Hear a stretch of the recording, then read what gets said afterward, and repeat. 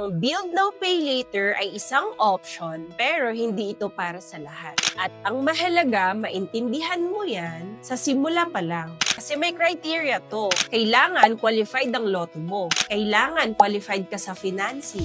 Kasi hindi ito para sa nagtitesting lang or curious lang. Para ito sa ready nang seryosohin ng plano nila at handang sundan ang proseso hanggang matapos. Kasi ang goal dito hindi lang makapagsimula but to complete the project properly.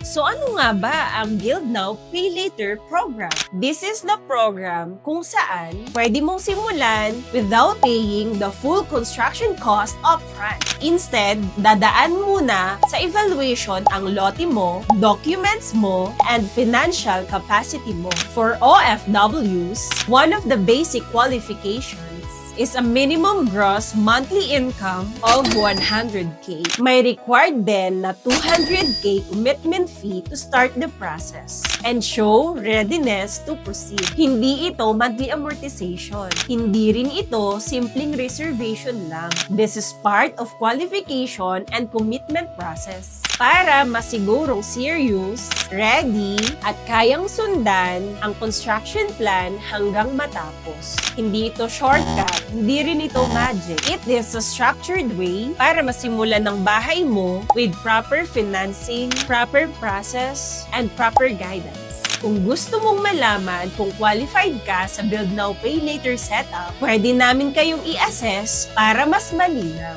Messages now.